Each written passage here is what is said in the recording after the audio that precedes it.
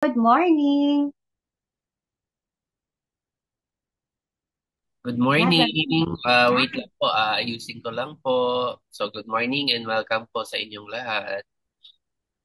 No problem, Coach Doc. Go ahead po.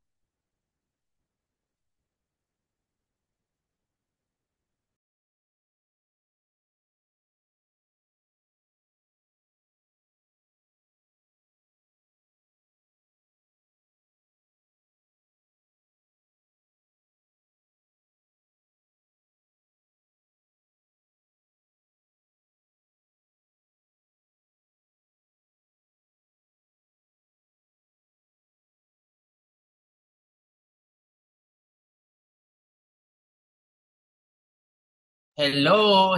Welcome po sa inyong lahat. Excited na naman ako to be with you this morning. So, pag-uusapan natin ay all about our brain health. So, pinamagatang Alzheimer's disease. Okay. Pero, bago yan, magpapakilala po muna ako sa mga hindi pa nakakilala sa akin, sa mga first-timers. Ngayon makita ang aking kagwapuhan. So ako po si Coach Doc Eric Herrera. Isa po akong pulmonologist. And bilang isang doktor, madalas busy po ang schedule and wala nang time kumain.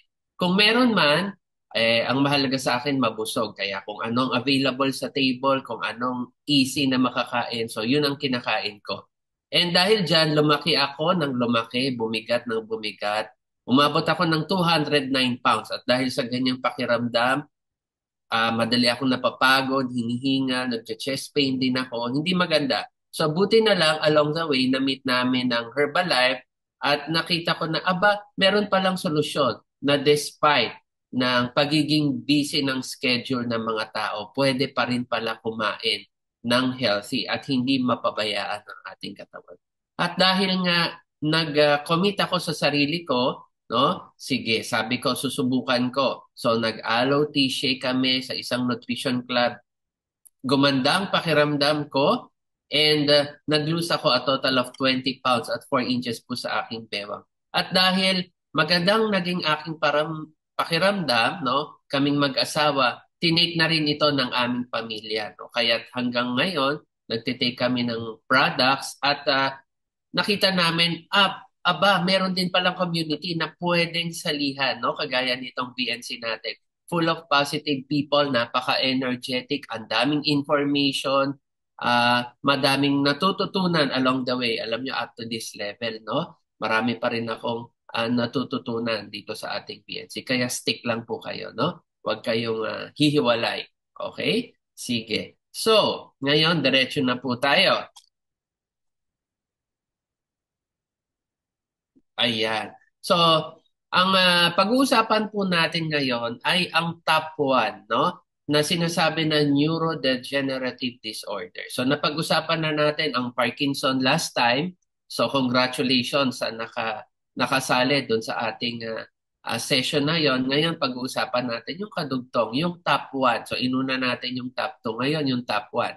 So, pag sinabi pong neurodegenerative disorder, ito po yung kondisyon ng utak na kung saan yung mga cells, no, yung mga neurons na tinatawag sa ating utak ay nagtatransform po sila, no? Nagbabagong anyo sila.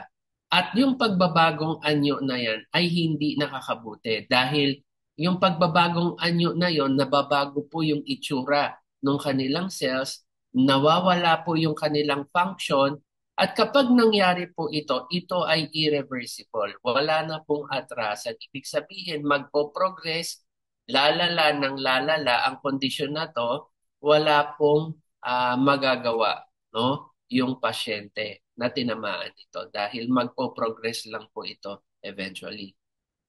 At sa mga neurodegenerative disorders, kilala po ang Alzheimer's as top one, no? Na nagkokos ng demensya. Ano naman po yung demensya? Demensya po, ito yung may problema, no, sa cognition, sa reasoning, sa memorya. Ito po ang number one na nakikitang dahilan ng demensya, especially po sa mga matatanda. Okay. So, Ito pong condition na to, ito, nakalagay po dito, a brain condition na kung saan naaapektuhan po ang memorya, the way mag-isip ang tao, pati ang behavior na through time, akala natin mild lang. Pero eventually, nagiging obvious na po siya at palala ng palala. So, ang difference po nito sa Parkinson, yung Parkinson po, it also affects the brain, degenerative disorder din siya, pero may kasama po siyang motor symptoms na kung saan problema po yung balanse, no? Problema po yung coordination ng movement. Dito po sa Alzheimer's, ang main concern is yung memorya, yung thinking, yung behavior ng pasyente. So magkaiba po sila ng simptomas, pero basically ano yung problema nandun po sa loob ng brain natin. Okay, ano nga ba ang itsura ng isang taong may Alzheimer's? So makikita nyo po dyan po sa taas, yung normal na itsura po ng brain, ang laki po, halos, excuse me, halos didikit na po siya doon sa bungo, doon sa skull niya. Ano po ang nangyayari sa taong may Alzheimer's? So through time, nagkakaroon po ng significant no, na space between doon sa utak at doon sa bungo ng tao. Bakit? Lumiliit po yung size ng brain ng taong may Alzheimer's. At paano nga ba ito na-discover? Alam niyo po, yung Alzheimer's, isa pong scientist, no, isa pong doktor ang nakadiscover niya noong mga 1900, napansin niya na meron akong nakita na pasyente na kung saan very typical yung kanyang symptoms. May problema siya, concern siya doon sa memory ng pasyente, doon sa reasoning, sa cognition ng pasyente, and at the same time, doon sa behavior, nagbago yung behavior ng pasyente na yon. So, very typical, no? Present itong tatlo. So, ang ginawa, in-examine, in-autopsy, no? Yung utak ng pasyente. At during that time, ito yung nakita. Merong mga plaques, no? Doon sa, yan, nakikita nyo po yung color blue dyan. May mga plaques doon sa parte ng utak ng pasyente. May mga healthy at meron ding mga neurons na namamatay doon sa brain niya, which is very unusual of a typical aging brain.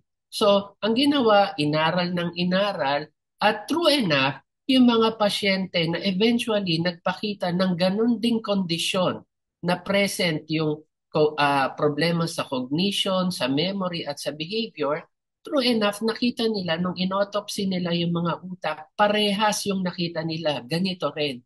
Kung kaya't sa kanya ipinangalan yung ganitong klaseng sakit dahil siya ang unang nakadiscover nito, si Dr. Alois Alzheimer. Kaya meron tayong Alzheimer's disease. Pero ito ang pinaka anong tawag dito, pinaka successful no during that time. Nakita nila pag ganun palang condition na meron kang tatlo at i-biopsy mo yung brain, ganito yung makikita. So kinokoy nila yung Alzheimer sa ganitong findings sa brain. Okay. Ngayon, ano ang pinaka significant findings natin at the present time?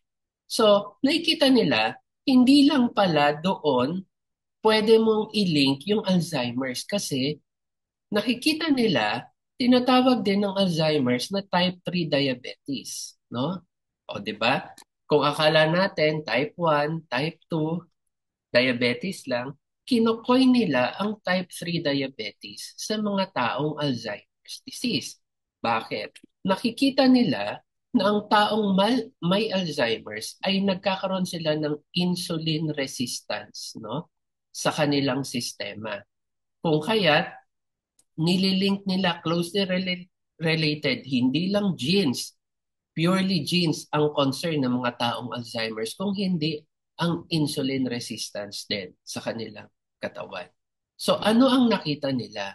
80% ng mga taong may Alzheimer's ay may insulin resistance or type 2 diabetes, no? So ito yung very significant. So, kung ganon pala na halos karamihan, 80% ng mga Alzheimer's may problema sa insulin, malamang kaya nagkaganon. Hindi lang genes ang naging problema, lifestyle din ang naging problema. Kung kaya't sinasabi na kung hindi magandang lifestyle o poor diet ang nakaka-contribute, isa sa nakaka-contribute sa Alzheimer, then probably kung aayusin natin ang lifestyle ng mga tao, this could be a protection para dun sa mga may risk factor for developing Alzheimer's, especially yung mga merong Alzheimer's sa pamilya, no? Alam nyo, ang Alzheimer's kasi sinasabi nga isa siyang klaseng magnanakaw kasi kinukuha niya ang magagandang memory na naipon, no, ng isang tao.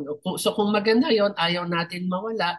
Pero sa ayaw at sa gusto ng isang taong may Alzheimer's, makakalimutan niya 'yon, no? Mawawala 'yon sa kanyang database kasi 'yun ang nature ng sakit ng Alzheimer. So ayaw natin mangyari, no? So kaya bago magkalimutan, protection na ang ating utak, no? Okay. So ano nga bang sinasabing mga symptoms ng mga taong Alzheimer's, may Alzheimer's? So una, so simpleng memory loss lang, nakalimutan yung sasabihin, nakalimutan nilapag yung isang susi dito sa isang lugar, kalalapag lang, tapos maya-maya hinahanap niya. Ano pa? Yung pabago-bagong mood, okay ngayon, after a few hours, hindi na, tapos okay na ulit, no? Ano pa? May problema sila about solving problems, yung mga simple problem-solving skills. Ano pa? Hindi sila oriented. Ano nga bang araw ngayon? Ano nga bang oras ngayon? So nalilito sila, no? And may problema sila to express themselves, no? Yung speaking problem. So yun yung mga symptoms, no? This can be mild, pwede rin yung napakatindi na talagang very alarming na yung mga ganitong klaseng simptomas. So, ano nga ba ang sinasabi, no, na typical na dadaanan ng isang taong may Alzheimer's? Usually, it would take 10 to 15 years, no? Yung mga symptoms na akala natin mild to develop, no? For the first 7 years, mild lang po 'yan. So, saan nagsisimula ang problema? Doon sa parte ng brain na tinatawag na temporal lobe, medial temporal lobe. Ayun po, yung kulay asul. So ano ang mga usual symptoms for the first 7 years? Ayan, simpleng short-term memory loss, pero natatandaan din naman nila. Pero matagal. So kumbaga, nag-short circuit. So for the next 2 years, o ito na yung mga 8 o to 9th year, no, after magkaroon ng mild symptoms, dito na nag-i-spread. Kumakalat na doon sa ibang area. And this time, nai-involve na yung lateral part at yung parietal part ng utak. So nagkakaroon na rin ng additional symptoms, reading problems, hindi niya alam ano nga ba ang tawag dito, susi ba to o libro. So ganon yung nagiging problema. Ano pa? After 2 years, no? 10 to 11th year, nagkakaroon na ng further expansion dun sa unang bahagi sa frontal lobe ng utak. This time, poor judgment na, very impulsive, minsan madaling magalit, mainitin yung ulo, no? Ito. And pagdating ng 13th to 15th year, ito na yung sinasabi na severe, this would take around 3 years, nag-spread na siya further, no? Sa occipital lobe. So halos buong brain na yung affected. May frontal, may lateral, may medial, may temporal. So halos buong brain na yung affected and tinatamaan na yung vision, no? Nagkakaproblema na sa paningin, no? Yung taong may Alzheimer. So very very tragic, no? Hindi maganda, no? Na magkaroon ng pasyente, especially ng Alzheimer, especially kung hindi na ito makontrol at ma-diagnose ng maaga. Okay? Sige. So, Ano nga ba ang tips na pwede nating iwan, no, sa inyo?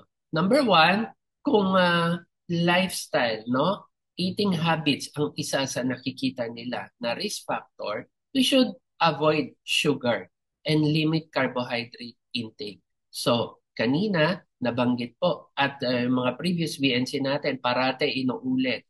Avoid natin ng sugar, particularly avoid yung mga carbohydrate, particularly yung mga simple carbohydrates dahil ito ang magbibigay ng problema sa ating katawan, no? Itong mga unnecessary beverages, no? Mga simple carbohydrates. Anong pwede nating pamalit? So, para tayo mabusog, pwedeng i-replace natin, no? Yung mga simple carbohydrates, pwede nating i-replace ng gulay, no? Dagdagan din natin ng fats, hindi yung mga saturated fats o yung mga sinful unwanted fats. What we are talking about here is yung mga healthy fats, no? Yung mga unsaturated fats, yung mga vegetable fats na tinatawag na makakatulong, no? Para itaas yung mga good fats sa ating katawan. Next is top three, no? Sa tip natin is we should learn how to manage stress, no? Ang stress hindi po mawawala sa ating pang-araw-araw na buhay. Pero we should learn how to manage it from the time na gumising tayo up to the time na matulog tayo. We should learn how to manage our stress daily. Dahil habang may buhay, may stress, no? Sinasabi. And kapag tayo matutulog, no, make sure we get quality sleep, no? And dahil ito ang ating time para magkarga tayo ng energy, mag-load tayo ng energy for the next day's activity. And number five, syempre, exercise. So hindi naman sinasabi na very rigorous exercise. So nabanggit ko po dati, again, doon sa mga nakasubaybay doon sa ating blue zone na topic, ang mga tao doon, they don't exercise rigorously, no? So, ang ginagawa yung mga usual activity, ine-enjoy nila, no? Like pagwawalis, pagtatanim, no? The usual, no? They just make it a point na gumagalaw sila. That's their form of exercise. Of course, if you can do a lot way better than that, why not, no? Pero ang sinasabi, hindi po yun ang sekreto. Ang kailangan lang, at least a minimum, gumalaw tayo. No? Sige.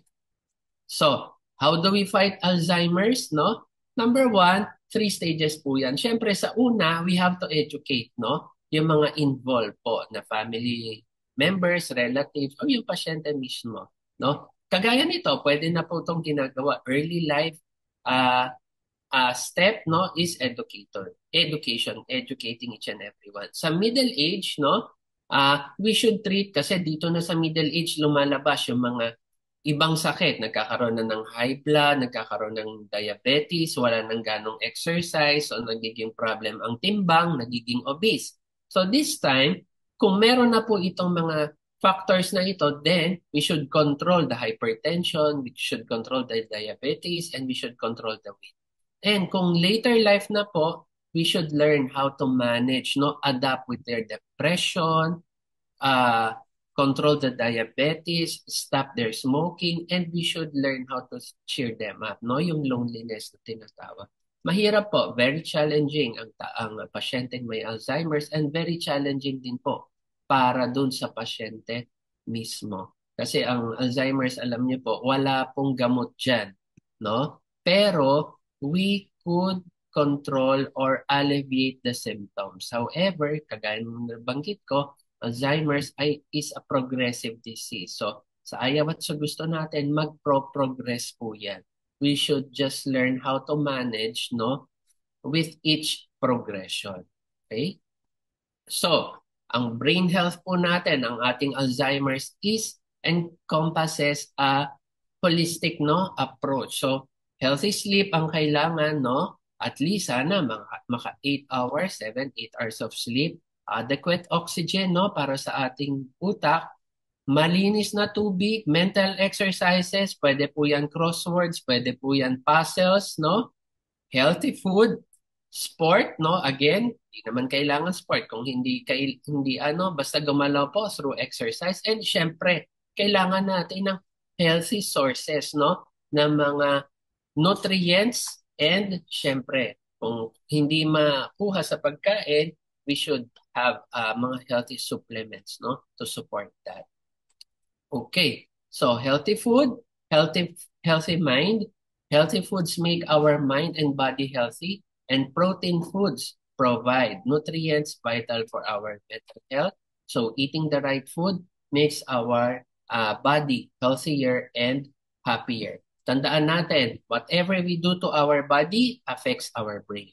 And whatever you do to your brain affects the body. So, hindi po sila pwedeng maghiwalay. Talagang may connection po sila sa isa't isa. So, let us provide our brain and our body with the best nutrition available po sa market.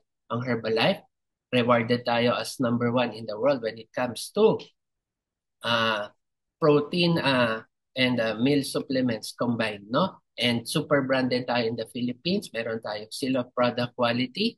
And kinikilala tayo in the world when it comes to weight management and well-being, active and lifestyle nutrition. And with that, I hope magkita-kita tayo sa very interesting topic natin again next time and see you again. Back to you, Coach.